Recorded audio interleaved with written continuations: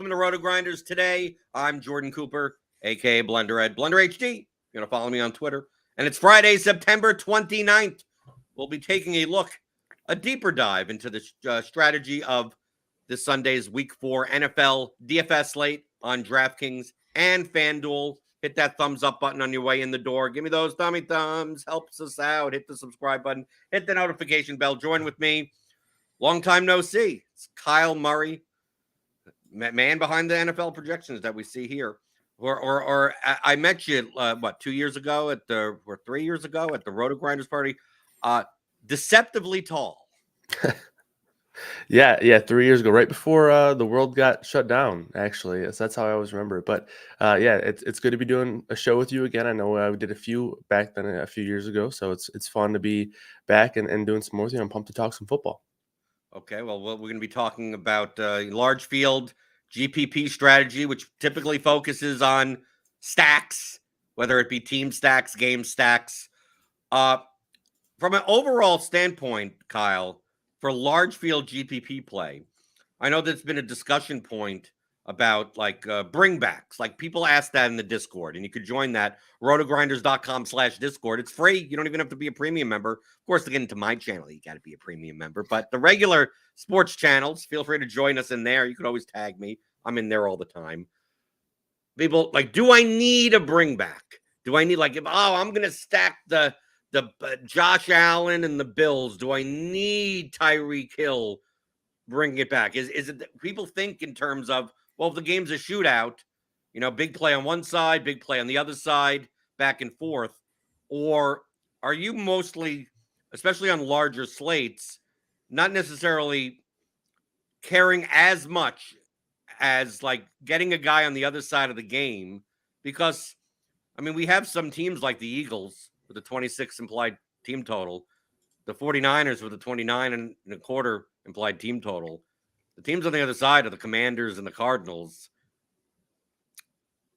Do you need a bring back? Or are you more focused on, let me find one or two teams that are going to put up a lot of points compared to their salary and just trying to get their players? So it's quite possible that you're playing a three-man stack of one team, and then you're even just playing two guys without a quarterback from another team. Yeah, I definitely think, it depends on the game that you're looking to target. I think naturally, if you're evaluating the stacks and, you want to stack the Miami and Buffalo game, I think naturally you're just going to feel better about a bring back there just because, with the high total and all the DFS studs that we have in that game, it's just going to, appeal more. But, like you mentioned, there's plenty of games here where, you could really sort of shoot yourself in the foot if you try to force in a bring back. Like Washington doesn't really have a ton of appealing offensive fantasy players this year. They just haven't really. Now, is there a world where you can say, okay, there could be an interesting ploy to playing them because they're going to be lower owned? And, in a game where Philly does score 35 points, do you need them to push the pace a little bit and make them keep the foot on the gas? But the bottom line is, I think once you're talking large field stuff, especially like a million maker type thing, is you can really make a case for doing anything essentially, just because, if you wanted to talk yourself out of not having a bring back, that's more than happy to do that because of the fact that you have plenty of other options and plenty of other games. But for me personally, I tend to like to have a bring back, especially just because of the fact that if I'm stacking a team, it's because I like the game environment. So it's typically going to work for both sides. And then if it's a spot like Philly, I do like to have a bring back just because of the fact that if they're going to be able to put up a lot of points, it's nice to feel like if they have someone pushing them to force them to score more points and keep the foot on the gas. So that's kind of my thoughts there. So on a game-by-game basis, because we have you talk about game environments, the best game environment on the slate, highest total, Miami at Buffalo. It's probably going to be fairly high-owned in GPPs. But my concern on this, looking at the projections, and I have the RotoGrinders NFL projections, which, Kyle, you work on. From an individual standpoint, the projections, like from a mean perspective, obviously ceiling wise, yeah, sure, anyone could pop off. But we got Tyreek Hill, we got Stephon Diggs, we got Mostert, we got Waddle in at 7,600. The Bills tend to spread the ball around kind of a bunch. Josh Allen could rush the ball in. You got James Cook siphoning off things. when I ran lineups this morning using our projections and our ownership, just from a price perspective, stacking this game like Allen Diggs, Dawson Knox, or Dalton Kincaid plus like Tyreek Hill, like you're severely hampering your line. Like the projection of like everyone else in your lineup tends to go down. And these I ran 300 lineups, just top projected with a stack. Like very basic stuff. Barely got any Tua. And Josh Allen, I did get a bunch of, but the ownership numbers in comparison are fairly high on that. Do you think that Miami Buffalo? I mean, my initial read is I may want Hill, I may want Diggs because they both have insane ceilings, but pairing them both together, it feels like if I pair them both together, even without the quarterback, it feels like I'm just running into very similar constructions as anyone else that's playing that game. And in large field GPPs, like I don't mind playing chalky players. I just want to play them in different ways. And it's hard to play this stack in different ways. Yeah, no, I agree. And the price on a lot of these guys make that difficult at times for it to, look like an optimal lineup when you're talking about the rest of your lineup, just because, it does, like you said, kind of handcuffs you the rest of your build because of the price. But I think for a game like this, from a median projection standpoint, it's sort of difficult to, just only look at the median projection and kind of take that for face value, just because in this game, sure, you have guys like Gabe Davis who we don't have projecting all that well because his target share has been pretty inconsistent. They have a couple of guys down the board who've been involved at times. They have 2 tight ends that they mix in. They have a couple of running backs that they've been using in passing situations. So it's very difficult to really give anybody other than Stephon Diggs a really strong target share.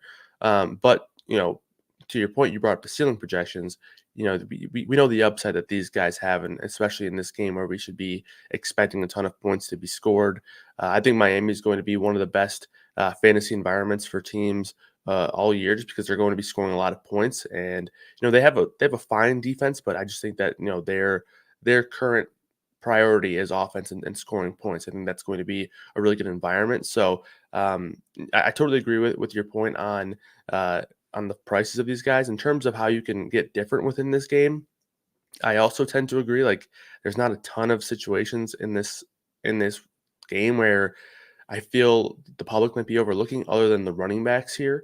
I don't think many will be using the running backs to get their exposure to this game. So if you wanted to do that, that was something that you could potentially take a look at. But in terms of the pass catching, neither of these Miami guys are going to go completely, under the radar of people. Like they're going to be able to fit them in lineups if they choose to do so. And Diggs, I think, is a strong play. Hill's going to be a strong play, obviously, every single week. But I will say How this about, game, Jalen Waddle? I mean, at 7,600, he's priced very similarly. I mean, he's up there in price. He's priced similarly to A.J. Brown, Devontae Adams, Jamar Chase, people that are going to be used way more often. I think people see Tyreek ceiling at 9,200 and go, well, if I'm already paying 7,600, why don't I just pay 9,200? Do you think Jalen Waddle, even as a solo play, like as a one-off, is leverage on this game, where Waddle's ceiling typically comes in volume and less in big plays? So can he have like a 9 for 127 and 2 without this game really going off where you need Allen or Tua? Because the ownership, I mean, we currently have him at like 2%. I don't think he'll come in that low. Yeah. But to me, the natural leverage point is him. But from a median projection standpoint, I mean, that he's not the best projected player in that price range at wide receiver. Yeah, I agree. And yeah, like you mentioned, his ownership will definitely come up, I would guess, the projected ownership number. I think that's down. The update will probably today come in a little bit higher, just because of the fact that he's been questionable and on the injury report for the past couple of days. But he was late last night or later in the day yesterday. He was taken off the report. So his ownership will go up. But to your point, last year he was a guy who would, have those, more volume games where he was, not necessarily breaking the big plays like Tyreek was. But we haven't really seen that from him this year. Obviously, he's only played in 2 games. And one of them, I think he missed the last few minutes of the game after he got knocked out with a concussion. But, his target share has been a little bit lower than I think a lot of, people who maybe drafted him in season long or best ball or whatever expected. It's been, right around or under 20% in these two games. So hopefully he can get back to a more, higher target share here. But I agree. I think the second receiver in both of these teams, Waddle and Davis, are going to be, pretty good leverage points in this game.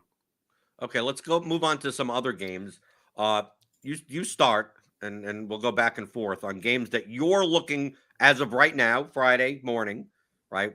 Projections will change, ownership will change. We just got word that Zay Jones is going to be out, so things are gonna move around. We don't know. We don't really know about Eckler, right? That's going to be a big deal. So what team or game will you be targeting when comparing projection versus ownership? So it's not just, oh, they have great projections, but it's also in relation to how owned do you think this game or team will be? Yeah, so I mean, I think one game that I think will be pretty low owned is this Cincinnati and Tennessee game, and I think it's somewhat interesting from a Cincinnati standpoint, just because of the fact that last week we finally saw them. They didn't have a great game efficiency wise, but I think one thing that's important to recognize is how much they're throwing the ball right now. They didn't take many snaps under center. I think that's something that has to do with the calf injury for Burrow. We saw a lot of shotgun plays, and I know it didn't look pretty. He wasn't throwing the ball downfield much. But based on all the reports that we've gotten on this calf injury, it sounds like to me he doesn't really have much of a re-injury risk when he's playing. It's just more so he has to get through it. So every week he should be a bit healthier.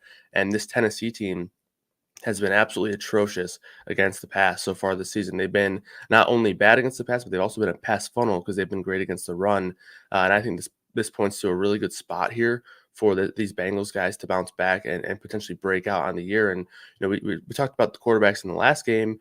They're all pretty expensive, right? They're all about $700 minimum more than Joe Burrow here. When at the beginning of the year, you probably would have looped him into it at the same price. Maybe Burrow would even be a bit more than Tua. So I think you have Burrow at a fairly nice discount due to his poor play so far.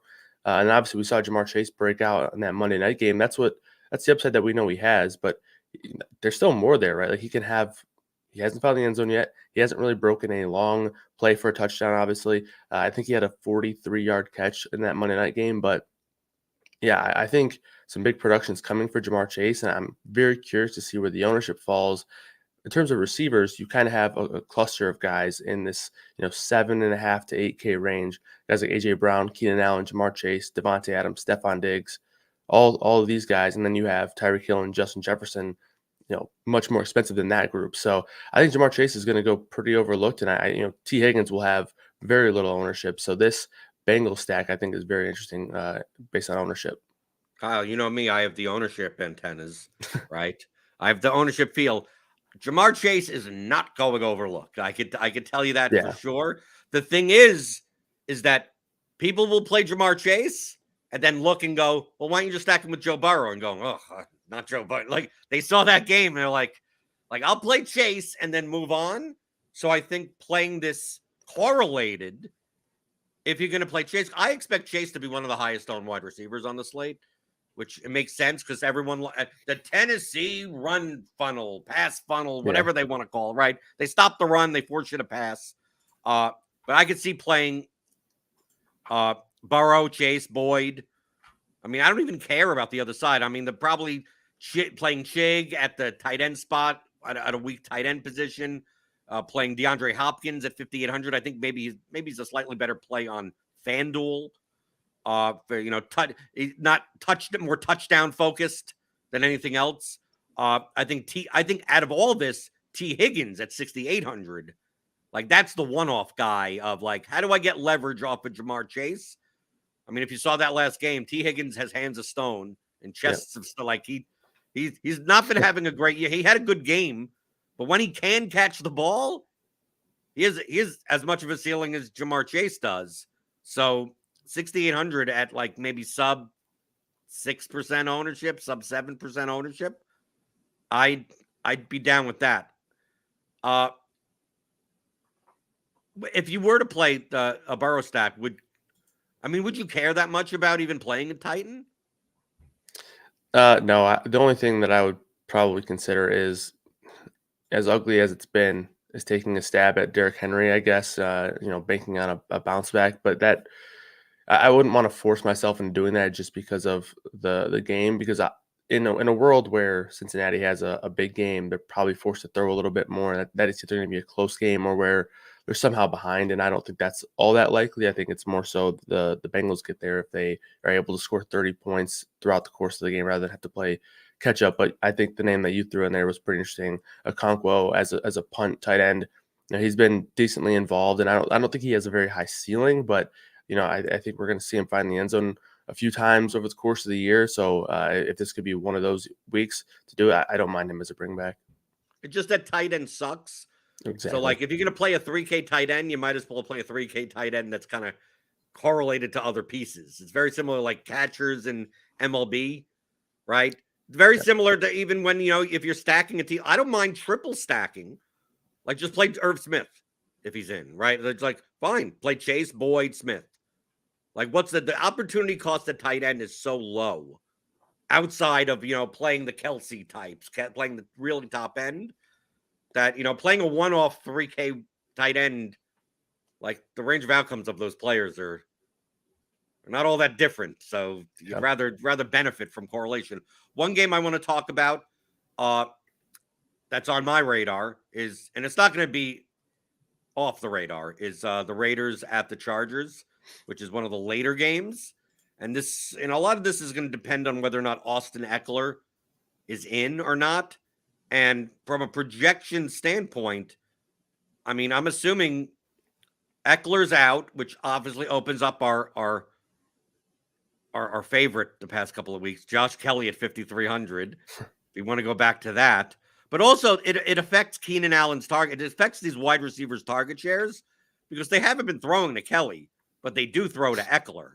So on this side of the game, if Eckler is in, I actually, assuming that he plays, I'd rather play the Jimmy G. If Devontae is going to be owned and Jacoby Myers is there, like their production on the Raiders is Jacobs, Adams, Myers, and you're done. Like they don't do anything else, right? And it's not like the Raiders have a 22 implied team total. This is the second highest game total on the slate at 49.5. The Chargers typically play close games because they don't know any other way to do so. I want to take advantage of the fact that the Raiders are so condensed that why can't I play Jimmy G plus Jacoby Myers plus Devontae Adams and run it back with Josh Palmer, running back with one of the cheaper pieces? And if Eckler's not in, I think if Eckler's not in, more people will play the Herbert side and run it back with Adams than play the Garoppolo side or the Bobby Hoyer side. Now, if it's Bobby Hoyer, now we start having efficiency problems, right? Then it's like, okay, he's a cheaper quarterback, but maybe the Raiders just lay an egg. What are your thoughts on this game, knowing that the Chargers side, especially if Eckler's out, is going to be kind of way more popular? And I think from a price perspective, this may actually end up being the highest owned game on the slate. Yeah, I agree. I think that this one is trending that way. And, this was a game that I was going to bring up as well. So I do think that right now for the Eckler situation, it does look like he's trending towards being out again, but he still listed as questionable. So that's why we still have him in the projections. But wouldn't be surprised if he's out of the projections today based on the injury report and the practice report there. And to your point, if Eckler's out again, Keenan Allen, and he's coming off of a 20-target, 18-catch game where he also threw a 50-yard touchdown, which you're obviously not going to expect every week. Are you going to project his passing yards in the game? I don't think so, but if we do and we get it right, that would be pretty spectacular. But in terms of the ownership, like we go back to Jamar Chase, these guys are right there at the same price. So I don't think, Jamar Chase is going to go overlooked, but there's a handful of guys in this price range that are just going to eat away from ownership at each other. I'm pretty confident that Keenan will be the most popular one of this group, potentially whether or not Eckler plays. But if Eckler is out, I'm very, very confident that he'll be the most popular in that group and maybe even the most popular receiver on the slate. And I think it makes sense. He's coming off a game where he had 20-plus targets. Mike Williams is also out, so he's going to have, a lot of offensive attention. He's been productive, so I think he makes a lot of sense. But, there's a lot of guys who you can say that about. Like Devontae Adams is $100 more, probably be around the same ownership number there. And to your point, this offense runs through three people: Devontae Adams, Jacoby Myers, and Josh Jacobs, and that's about it. I think Myers is a really interesting play. Right now we have him sub 10%. I think he might creep up a little bit more than that. But 5.5, I think he is a really interesting one-off play as well. If this game doesn't pop off like I think a lot of people are, Myers can still rack up 6 catches for 100 yards and really have a solid day and one that kind of makes for a strong one-off play, especially at the price. Josh Palmer, I think, makes a lot of sense as well. But I think one thing is that's interesting to think about is Quentin Johnson maybe being forced into a bigger role here.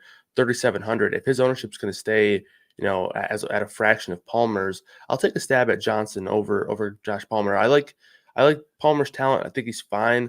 But Johnson, keep in mind that they drafted him in the first round this year. They kind of expected it to be a little bit of a redshirt year. They didn't need to use him a whole lot, but this is why they drafted him, because they have 2 receivers who could never stay healthy. And now he's kind of in this role where they've played 3 receiver sets a whole lot so far this season, and now we're here, and he's going to be out there. So and he made a lot of plays in the preseason. He's a big body. I think he'll fill in naturally for Mike Williams. So I think he's a really interesting play this week at 3,700. You took the words right out of my mouth. I mean, we see these situations all the time that people. Eric Beinfor says it on the Sunday block that we have. Check that out on YouTube. Hit that notification bell.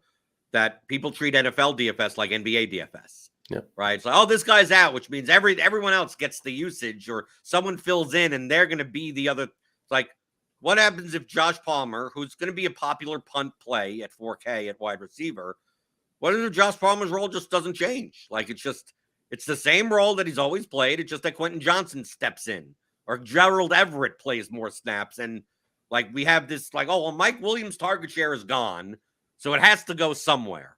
It's like, does it? Does it have to go anywhere? I mean, does it have to go to Josh Palmer of all people? Can it all go to Keenan Allen?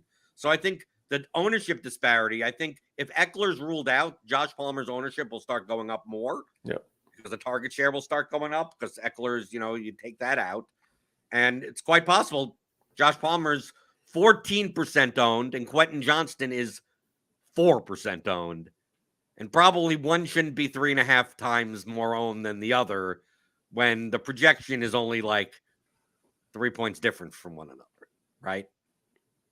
Yeah, I completely agree. I'm pretty excited for Johnson. I guess we'll see where the ownership does settle in with Eckler, who I could potentially eventually be ruled out, maybe even later today. But yeah, I think he's one of the more interesting plays so far of the year that I think are a value play that's been, overlooked and underowned. Like last week, I think it was last week, or no, maybe 2 weeks ago when Myers was out. Like, people were trying to talk themselves into Hunter Renfrow and stuff like that, and like, so we've had a lot of ugly value plays, the receiver position come through, and this could be one of the more exciting ones. So I'm looking forward to it. Okay, how about another game that you're targeting? Maybe one that's a little bit more off the board. I'm not sure how off the board this one's going to be. I think it's going to have some guys be popular, but let's go to the Indy and Los Angeles Rams game. I think this is an important one to talk about just because of the pace of play.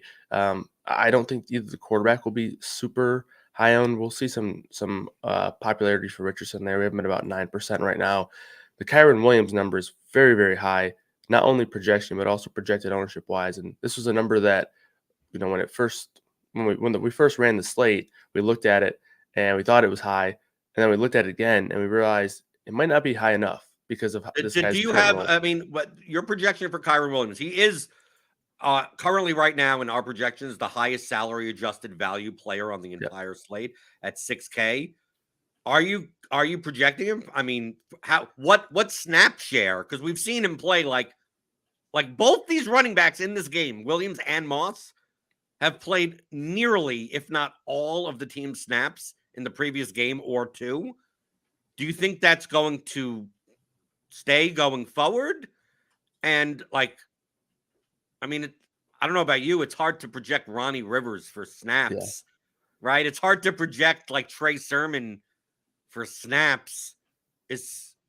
I like finding something in this game that's going to be leverage off of Kyron Williams. But it's quite possible that I look at Kyron Williams and go, well, 21% ownership may actually be too low, and maybe he's actually under owned. Yeah, and so the one thing about Kyron Williams is, we actually we forced a little bit of production in from Ronnie Rivers and Rich Freeman just to account for, maybe weird game scripts, weird situations where these guys are getting small amounts of usage. But if the game, I think, goes completely normal and it runs out as the Rams are expecting, I don't think they plan to have another running back on the field, or at least give them a touch. Like this guy's role has just been absolutely phenomenal. You look at his current season production, he has 60% of the team's carries. Obviously, that's with Cam Akers getting 22 carries in week one. Ronnie Rivers, Royce Freeman haven't seen a carry yet. You have Ronnie Rivers who's gotten a couple of targets, so they've played a little bit, but his role is just out of this world right now. So, and then when you look at his targets over the last 3 weeks, you've seen his target share increase in each game. Week one, I think it was right on 6% target share. Week 2, 18%. Week 3, 22% targets. So, I mean, those are big numbers. Tough to continue to expect that, and especially in a spot where they might be a little bit more of a neutral script. Obviously, last week they were playing from behind and playing a little bit of catch up, and Stafford was under fire all game. But right now we have him at a 16% target share projected. And that might be a slightly, a bit above his I guess expected number there. But this game's going to be one that I think will be pretty interesting from a fantasy perspective. Both teams playing pretty quick and throwing the ball. The Rams are throwing the ball a ton, so I think it could be one that's a pretty interesting environment. And yeah, the Williams number is a big one, but the role is kind of determining this big projection here. So how would you play this game? Would you play it from?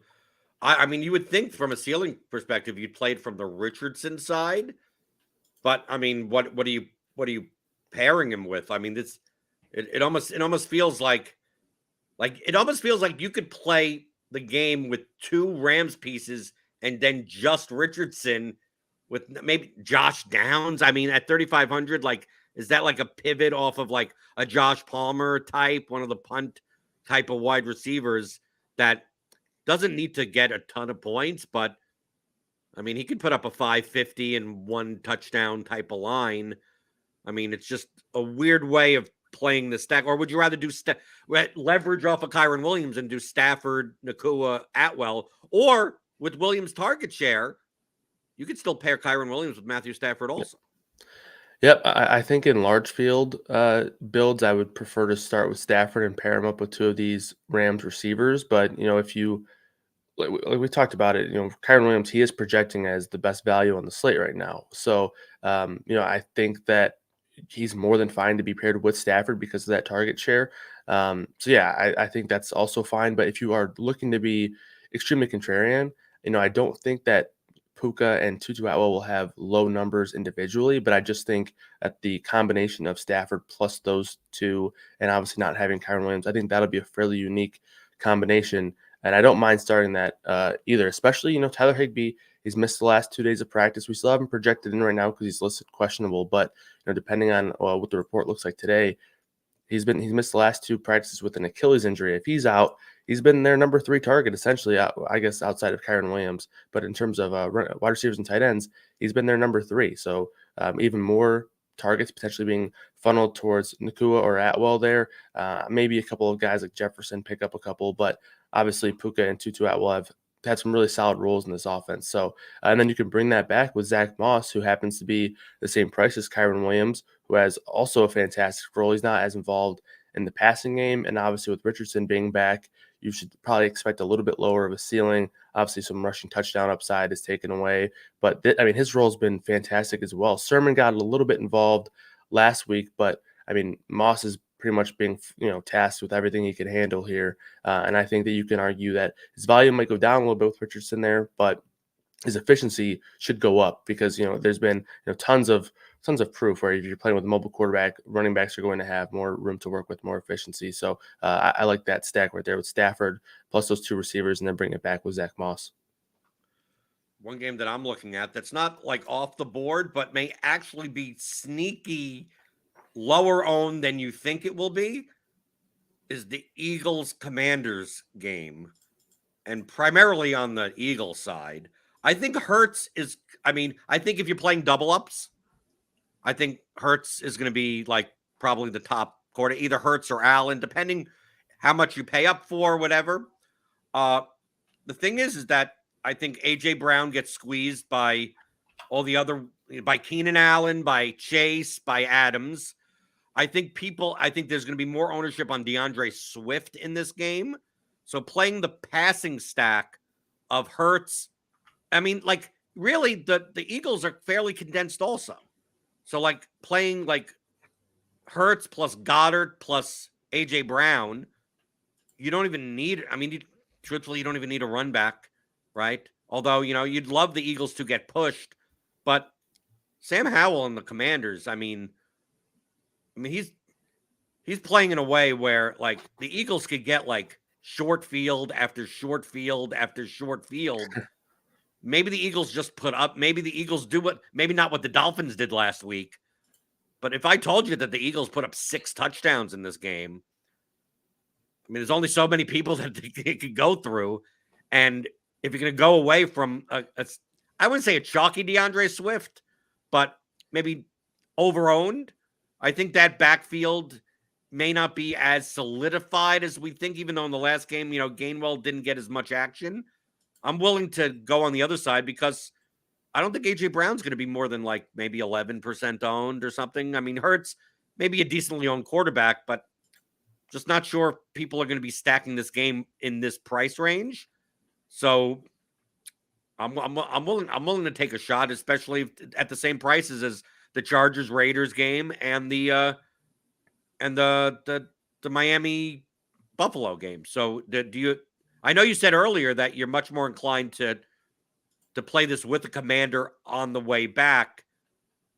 Which one? I mean, is it McLaurin? Is it Dotson? Is it Samuel? It just feels like is it Brian Robinson? Like I feel as if any of the players that are on the Commanders that I could run this back with, that there's a better player as a one-off in some other game than necessarily this.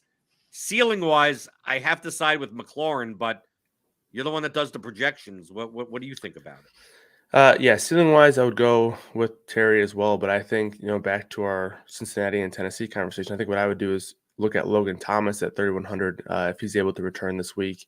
He got knocked out of that week 2 game with the concussion. But I mean, his target share has been pretty respectable. Obviously, he caught that touchdown in week 2. In week 1, he had 8 targets, 4 grabs there, and 43 yards. So the ball's been spread around quite a bit for Washington, right? They're involving the running backs in the passing game a little bit. We even see Brian Robinson with about a 7% target share.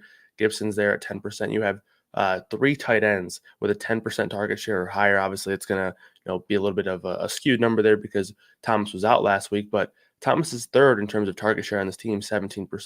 Dotson at 17.2%, McLaurin at 18%. So they're spreading the ball around quite a bit. So I don't feel all that great about McLaurin or Dotson. Obviously, McLaurin has a little bit of big play upside. We saw Dotson score a lot last year, so maybe he can get back to that. But I think I would look at Logan Thomas actually at 3,100, who I actually don't mind as a one-off play this week either. Okay, how about some vomit? You know me, I love the vomit stacks. Do you have any team or game that you're looking at that is not for this would be Millie Maker only, right? This wouldn't be something you put in your single entry, 500 person field type of lineup. Any vomit stack, it makes you, get that burning feeling in your throat going, I'm not sure if I'm throwing away this entry. Is there a team or a game stack that you're looking at that could be really, really like, we see Mitchell Trubisky has won the Millie Make, like one of those types of plays. Like what game is that for you? I have one in mind, but I actually don't know if it's going to be completely, I don't know if the public is also vomiting about it, or maybe they're just accepting the fact that it's gross, but they might like it. But it's Chicago and Denver. I mean, this is just 2 teams with absolutely terrible defenses. Obviously, I don't really need to say anything about Denver. We just saw them give up 10 touchdowns last week. I know they were playing Miami, but they've been bad all year. So, yeah, I think this game is one that's fairly interesting. You look at the Denver side, and I think people just don't really like Denver in general. They don't maybe a little bit of bad taste in their mouths after last year and how brutal that was. But Wilson's been fine this year. I mean, he didn't have a great game from a real life perspective last week, but he his volume's been fine. 32 plus attempts in each game. He's had 15 or more DK points, so nothing great. But in week 2, obviously a little bit of help on that Hail Mary there, but 31 DK points that week. So he's been okay. He's got a couple of weapons that you can pair him with. Sutton, I think, is pretty underpriced at this number here. He's been the guy in terms of target share. Maybe that changes a little bit with Judy ramping back up a little bit, but I don't mind Denver. And then on the Chicago side of things, I think people just stay away from Chicago because of how bad they've been. But keep in mind when Chicago was making people a lot of money last year, and Justin Fields was making people money last year, it wasn't because he was playing good football. It's because he was running for a long time without people realizing it. And that's the big key for Justin Fields. He's not necessarily a great football player, but he can be good for fantasy because of his rushing production.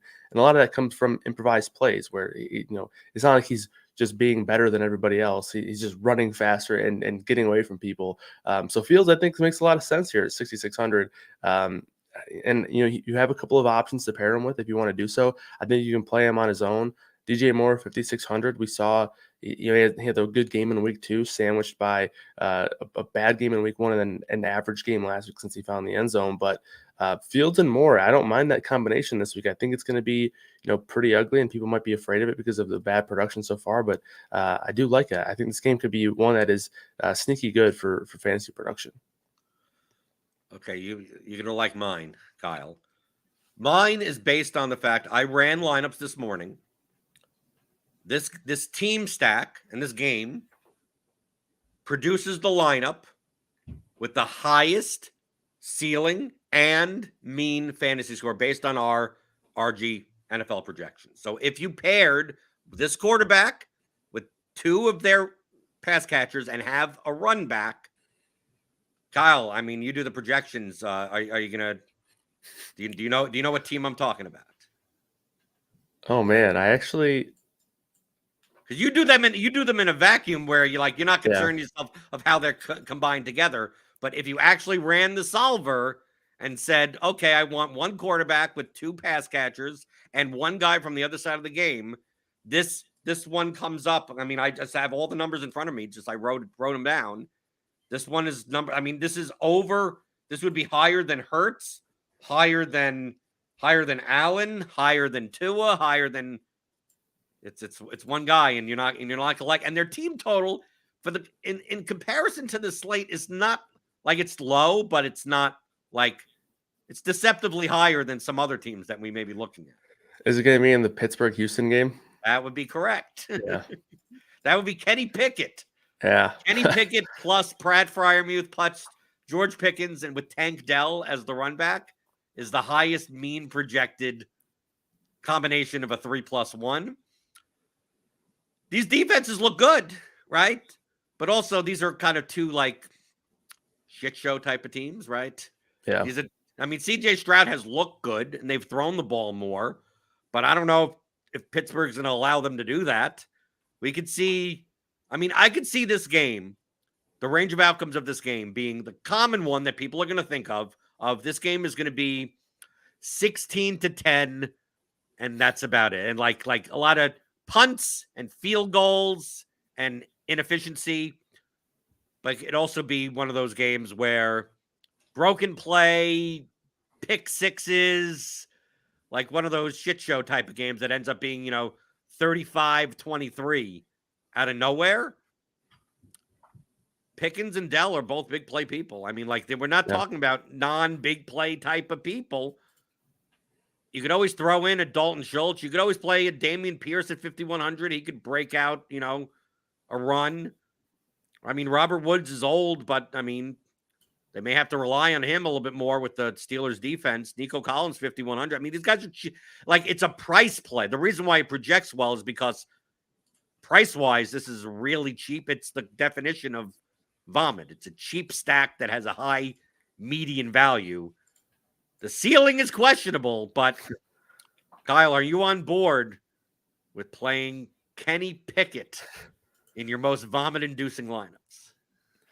Yeah, I think Kenny Pickett's a fairly tough sell, but in large field, you can do a lot of things. You can do whatever you want in large field. Do whatever you want. Like you say, play whoever you want. And I think Pickett could make some sense in large field stuff. I do think that in 3 max single entry type builds, I think some of the position players in this game are very, very interesting. Just to kind of back up the projections a little bit, both these teams are top 5 in adjusted pace so far this season. Houston is throwing the ball a lot. Houston's defense does look to be improved, but when you are sort of in a spot where you have an offense playing fast and putting up points, you're constantly going to be on the field, and that means there's going to be more production up for grabs for both teams. So if Houston can keep up what they've been doing, I think that they're going to be a really good game environment for both teams for a fantasy perspective. Tank Dell has been awesome. Nico Collins had a bad game last week, but he's been great in the first 2 weeks. George Pickens is filling in nicely with Deontay Johnson out. So I think there's a few guys in this range of receivers, and then the running backs, like you mentioned. I think you would probably take somebody, definitely not watching football if they wanted to roster Najee Harris, but if he's going to have a good game, this is the week that he's going to do so. I mean, Houston will be their best matchup so far. I know it hasn't been pretty for Najee Harris, but I mean, he looks bad. I think he's probably on his way. I've been joking with my friends that they should probably consider moving him to tight end with how slow he looks. But Dameon Pierce, he scored last week, 5,100. And another big thing is his pass game involvement got up a little bit there. They've been cycling in between keeping Mike Boone and Dare Ogunbowale active. If one of these guys, I do want to see if either of these guys, if we find a situation where both of them are inactive, if that happens, that's going to be, I think, a big stock up situation for Dameon Pierce. I don't know if that will happen this week, but if it does, or whenever it does happen this year, I'll be keeping my eye on that for Pierce. And then the tight end position, Fryermuth, I think, makes a lot of sense. I do think he's going to be very popular. And we've talked about a couple of 3K options as pivots. This projection actually came in a lot higher. We actually had to knock it down a little bit. I think he was initially opened up at like 12 points in terms of his projection, but the volume's been a little bit inconsistent. But we know he has some touchdown upside. We know it's a pretty good price for Pat Fryermuth, so I think he makes a lot of sense here as well. DFIC in our YouTube chat asked about San Francisco, since we haven't talked about that. It says San Francisco run backs limited to Ertz or Brown or in a single stack. I mean, my inclination is that I'd much rather play Marquise Brown for a ceiling than Zach Ertz for a ceiling. Yeah, I agree. Initially I thought that I wasn't feeling too great about a ceiling for this Cardinals team with Dobbs under center, but 17 points in back-to-back weeks for Marquise Brown, you could definitely do worse, and he's only 5K, so I would agree. I like Brown over Ertz, but James Conner, he also, he's sub 6K. He's got a really good role over there, so I wouldn't necessarily write him off either. And he's a guy who, even if they do fall behind quickly, he could still, rack up some targets. So I don't mind James Conner either. Well, since we're talking about stacks, if you're a premium member, which you can be, get a combo premium package. NBA is coming back soon. You'll have MLB playoff content, PGA, we got Ryder Cups going on. We got soccer tomorrow. We got tons of stuff. NHL, college football, college basketball coming back. Get all the projections, get all the content, combo premium package here at RotoGrinders. Click on the link in the description, get $10 off your first month. But you'll also get the NFL DFS Optimal Stacks tool for both DraftKings and FanDuel. And it kind of goes through. Like, I'll quickly go, woo, there, okay. That's the minimal. That based on our projections and ownership, Chris Jamino runs 10,000 sims, looks at the top 0.1% of lineups, and what do those lineups look like? What quarterback stacks are part of them? And then you compare that versus the ownership, and you can kind of get a sense of what stacks are over-owned or under-owned for the contest that you're in. We also have tons of content that will be coming out today.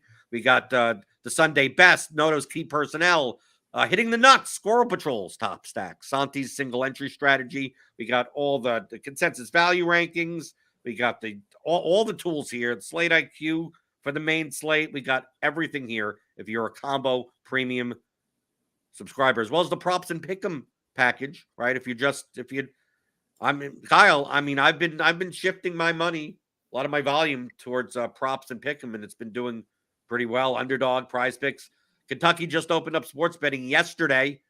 Dude, my head was spinning on the amount of promos and stuff. Oh, yeah.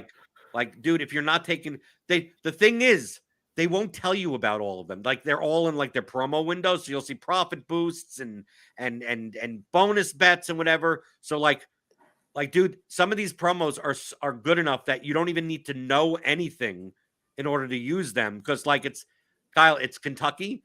So a lot of them were like the Florida Kentucky football game. Like, here's a 100% profit boost.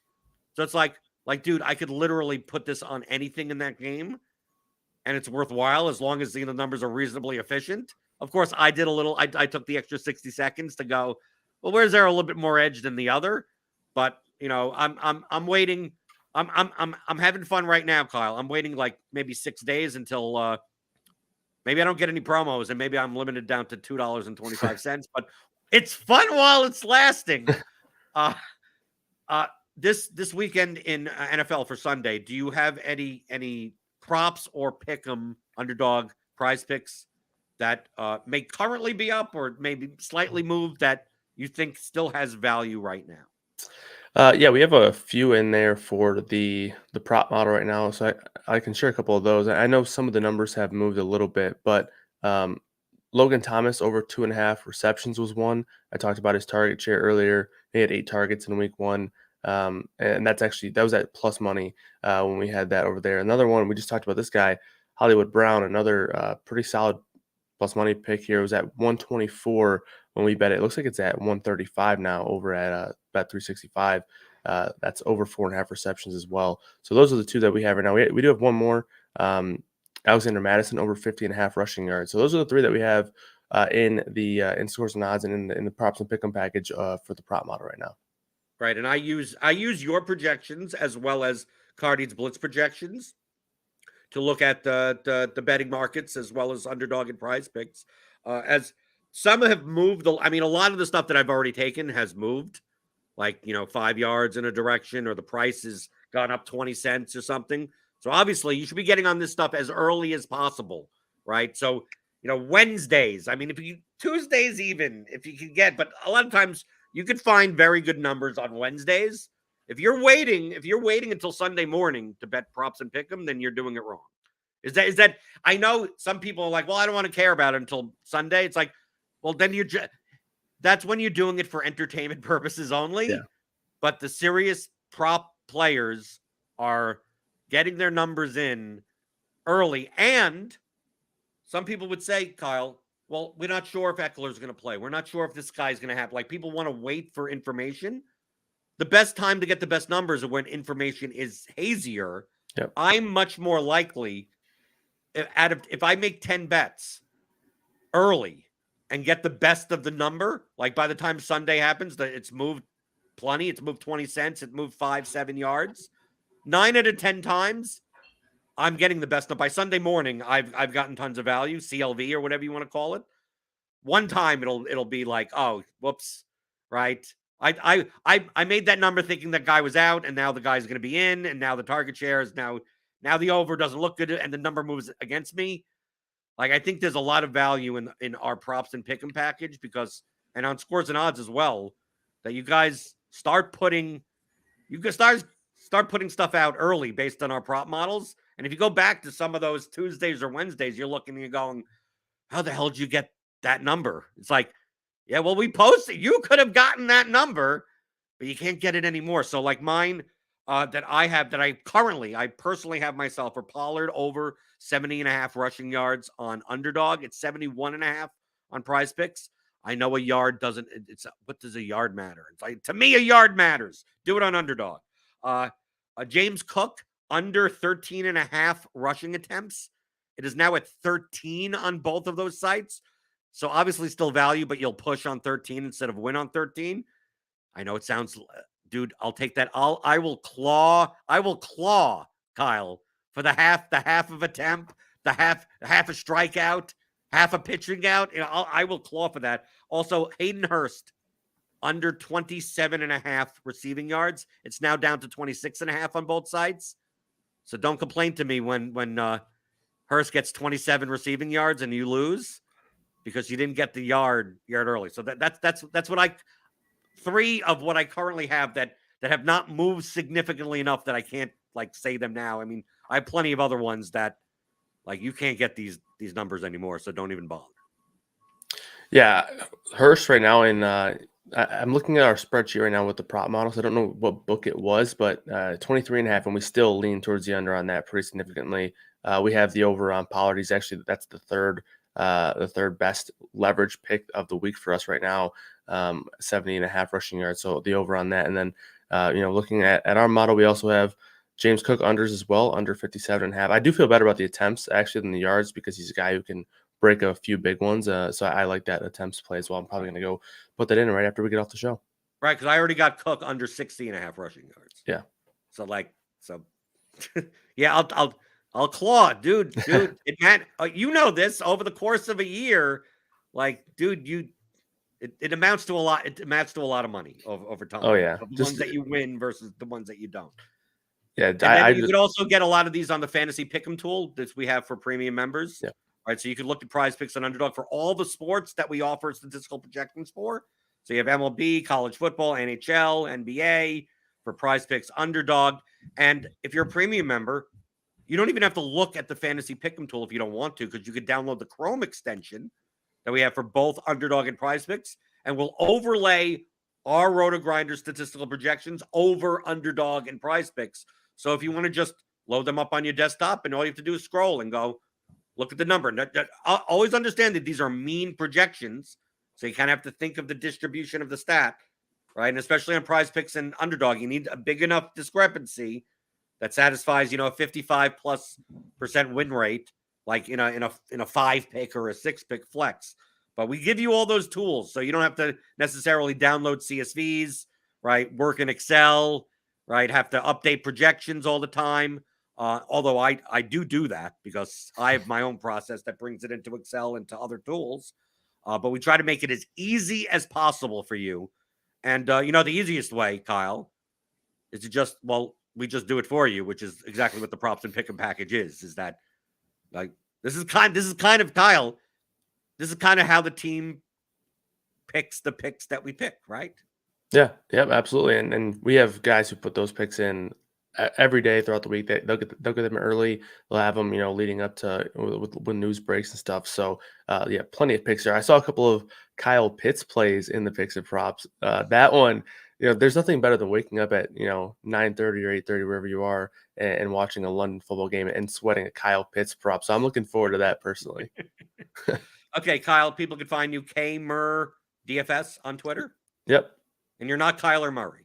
I'm not. No. No. Do you still get Kyle? I mean, obviously he's not playing this year, but I mean, do you still get those tweets like it does something wrong and people tweet at you?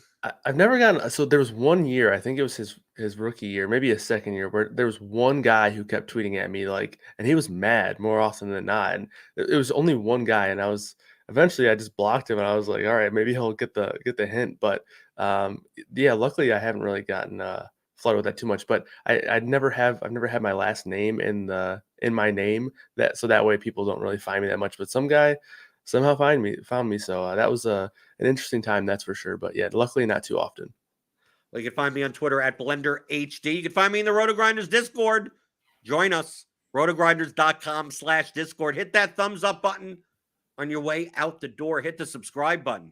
Hit the notification bell to know when we go live. We got Grinders live later today. Crunch time for MLB. I think the last time of the year, right? We'll still have some playoff baseball. We have playoff baseball stuff. We'll have NBA back for Grinders live and Crunch time in October. But Kyle, thanks for coming on, and hopefully, may your vomit stacks be live, and may your under-owned plays be monsters, right? I appreciate you having me. It was a good time. Okay.